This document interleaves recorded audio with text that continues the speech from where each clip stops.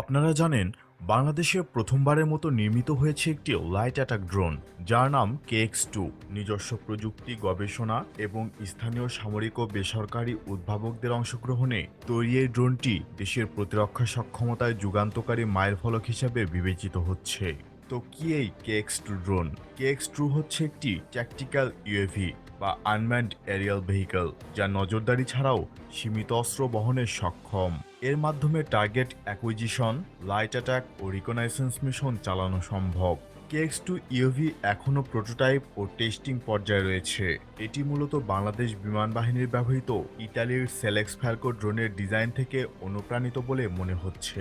পর্যবেক্ষণের পাশাপাশি এটি মাইক্রোমিউনেশন, যেমন 60 অথবা 80 মিলিমিটার মর্টার এবং আরপিজি বহন করতে পারে। তো কারা তৈরি করলো এই ড্রোনটি? ড্রোনটি তৈরি করেছে দেশেরই একটি স্বনামধন্য ডিফেন্স ইঞ্জিনিয়ারিং ফার্ম, যার সঙ্গে সামরিক বাহিনীর একটি গবেষণা শাখা ও স্টার্টআপ প্ল্যাটফর্ম যুক্ত।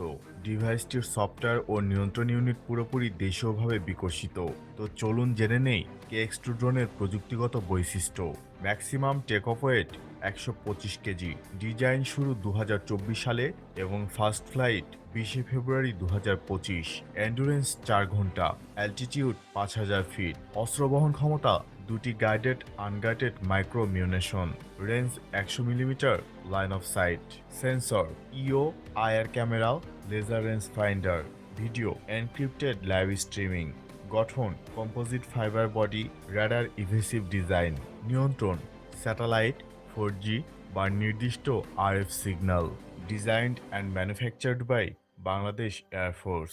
ড্রোনটি ব্যবহারের সম্ভাব্য খাত: সীমান্তের নজরদারি ও নিরাপত্তা বাহিনীকে সহযোগিতা, নদী ভাঙ্গন ও বন্যা পরিস্থিতির ওপর রিয়েল টাইম ডাটা সরবরাহ, জঙ্গি তৎপরতা ও অবৈধ কার্যক্রম পর্যবেক্ষণ ইত্যাদি।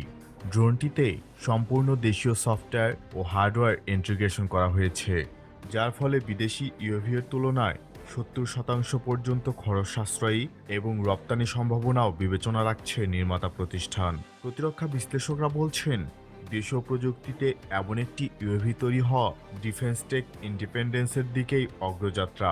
চীন, তুরস্ক ও ইরানের মতো দেশ যেখানে নিজস্ব ড্রোন ব্যবহার করে আন্তর্জাতিক ক্ষেত্রে কৌশলগত সুবিধা নিচ্ছে, সেখানে KX-2 বাংলাদেশের জন্য একটি যুগান্তকারী পদক্ষেপ।